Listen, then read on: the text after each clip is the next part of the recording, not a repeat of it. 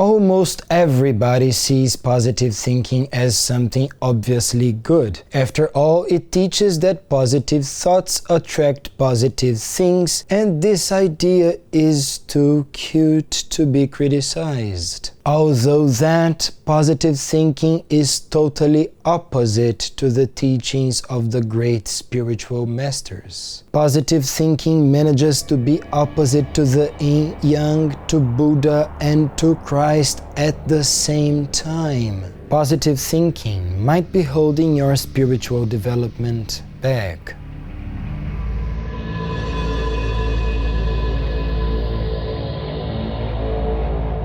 I'm Cavalher. Positive thinking can be a healthy way of spiritual development as long as you are developing your ego in the third dimension. It teaches you to think positively. This way you can live your life in your way in accordance with your desires. If everything is your way, you are satisfying your ego only. No problem with that. The 3D's goal is to develop the ego. However, the reality of the ego and the third dimension is rather limited. Masters like Buddha and Christ taught that not everything is going to be your way and revealed a greater spiritual reality.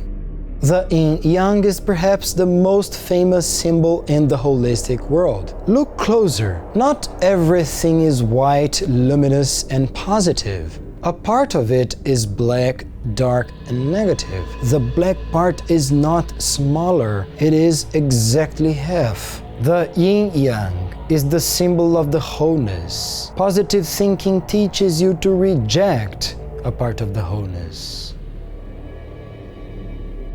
Tibetan Buddhism also teaches the wholeness. Buddha's story is totally incompatible with positive thinking. Buddha was born the son of a king and was raised in a wealthy palace surrounded by the love of his family. The king decided to parade through the city with his family. But the king did not want Buddha to see all the poverty, disease, and problems there was in the city. He then removed all the ugly things there were in their itinerary and created a path that was 100% beautiful and positive. However, during the parade, a drunk beggar appeared before Buddha. Immediately realizing the ugly and painful side of reality, Buddha chose to leave everything behind and initiate the spiritual journey that would take him to his illumination. This is a super simplified version of the story, but it is enough to demonstrate how deeply the positive thinking is incompatible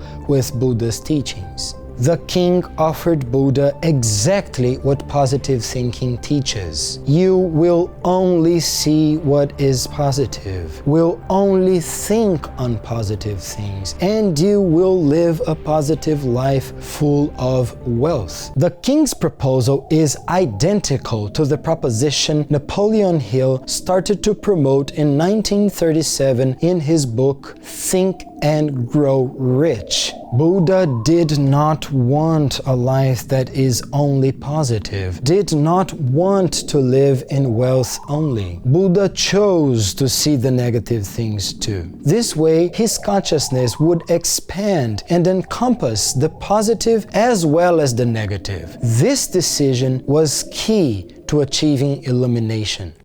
The positive thinking is also opposite to what we learn with Christ's life. The chapter 4 of Matthew's Gospel shows that explicitly. This chapter starts by saying that the Spirit led Christ into the desert to be tempted by the devil. Therefore, Christ's encounter with the devil was intentional, not casual. The Spirit itself arranges the meeting, showing that being face to face with the immense negativity represented by the devil is indispensable for their spiritual development. However, the most shocking thing is yet to come.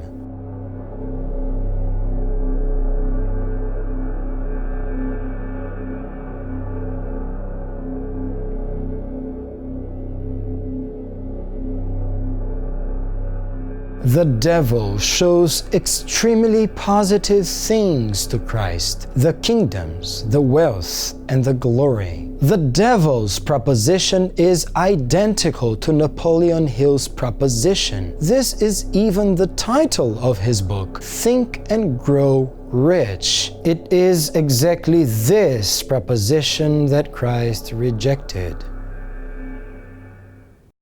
Just like every human being, Christ did not like negative things. In one of his most famous prayers, he asked to God to take the cup of suffering away from him. However, he prefers that the will of God be done, even if it is negative and painful. He indeed fulfilled God's will. He was arrested, judged, found guilty, and murdered. Pilate gave him opportunities to defend himself. He didn't.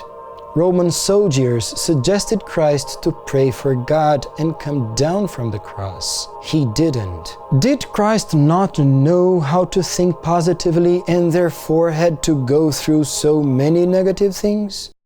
Believing that thoughts that are exclusively positive and living an exclusively positive life are legitimate spiritual paths is a complete illusion.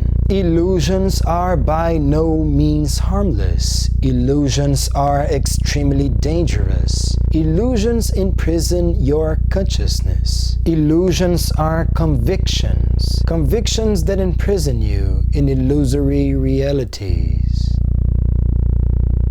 This illusion imprisons you in which reality? Positive thinking imprisons you in the limited reality of the ego. You want to live life your way, fulfilling your desires and accomplishing the results you want. You want to have it all your way. You want life to be the way you want. This kind of attitude is admissible in little children only. The king offered Buddha precisely this illusory reality, being blind to all the parts of the reality of life that are not the ones you consider to be positive.